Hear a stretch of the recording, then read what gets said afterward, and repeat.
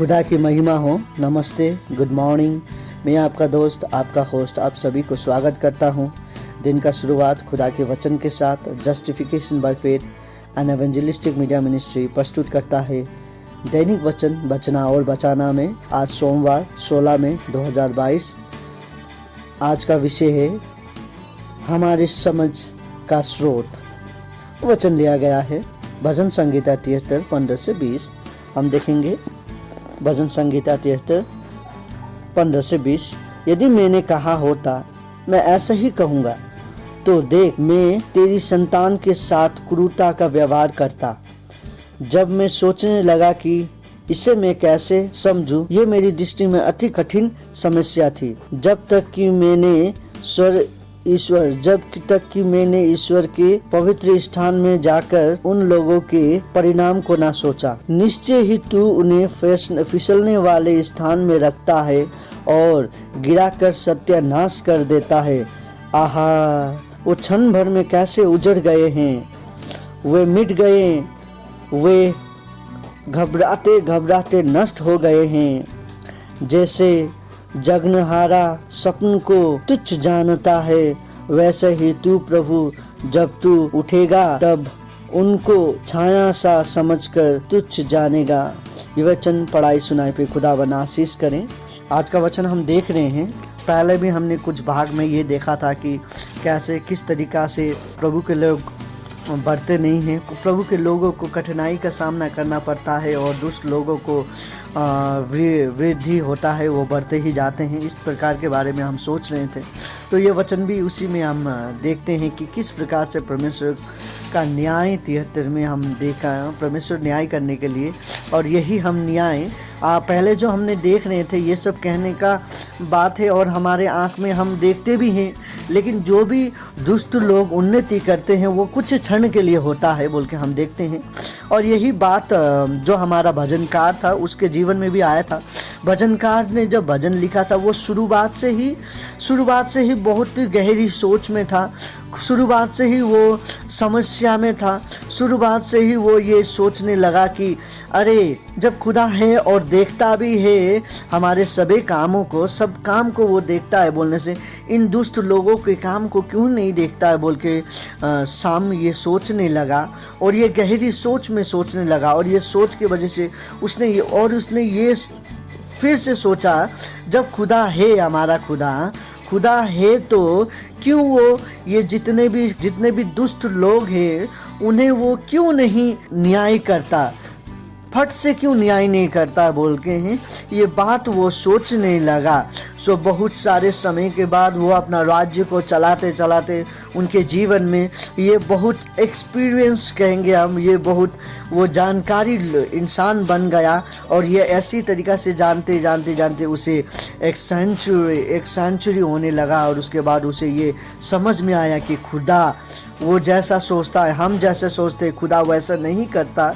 खुदा अपने तरीक़ा से डील करता है, खुदा अपने तरीक़ा से सब कुछ करता है बोल के वो सोचने लगा। और खुदा का दिन आएगा और जो दुष्ट लोग हैं वो नष्ट हो जाएंगे। आज जितने भी लोग उन्नति के लिए हैं वो सब नष्ट हो जाएंगे और प्रभु में जो कठिनाई करते हैं वो सभी प्रभु के साथ रहेंगे। और उसी के साथ साथ एक दिन जितने भी लोग आज दुष्ट लोग काम कर रहे हैं, कुछ क्षण के लिए होता है और उसके बाद वो गायब हो जाएंगे। उन्हें हम ढूंढने से भी हमें मिलेगा नहीं।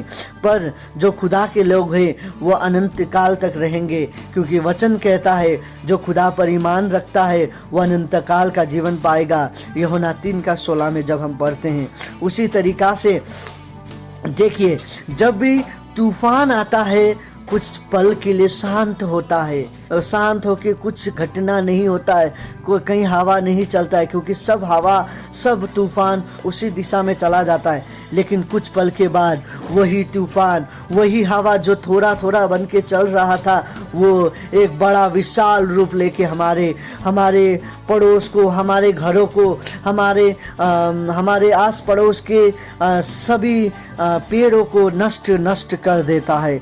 उसी तरीक़ा से खुदा का जो न्याय है वो एक ही बार नहीं आता। खुदा का न्याय जो है वो खुदा देखते हुए अपनी तरीका से डील करता है, अपनी तरीका से वो चलाता है। उसी तरीका से हम ये ना सोचे आज जितने भी हम काम करने वाले हैं खुदा में मेहनत करने वाले लोग जितने भी हैं, शायद आपका पास कुछ धन संपत्ति नहीं होगा, कोई बात नहीं है।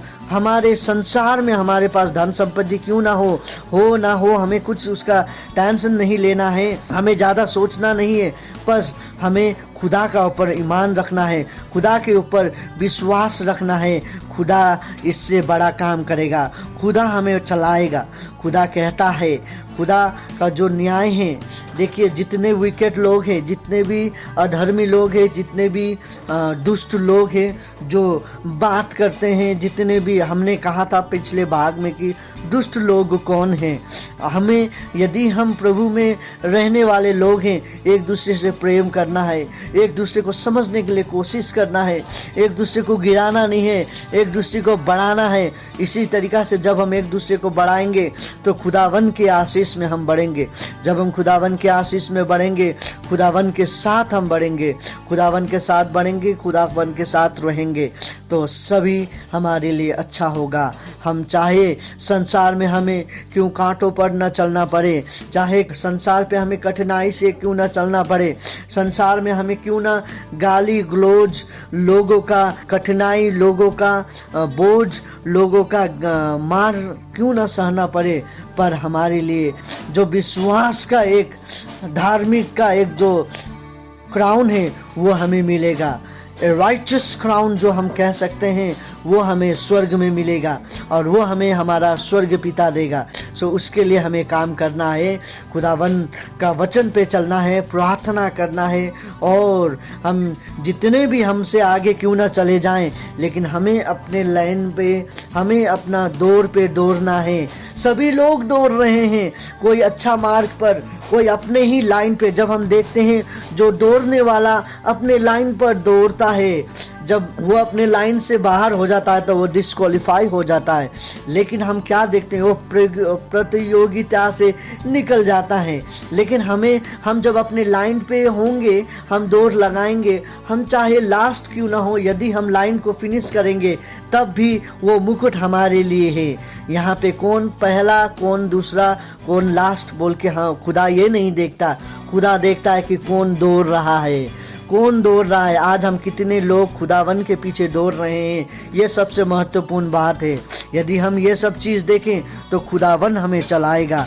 हम ये सब ना सोचें हमारे जीवन में या अब क्या होगा, हम ये ना सोचें कि हमारे जीवन को कौन ले जाएगा।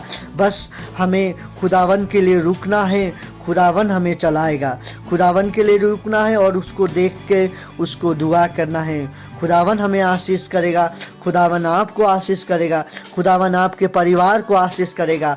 आपका परिवार का दिन शुभ हो। धन्यवाद।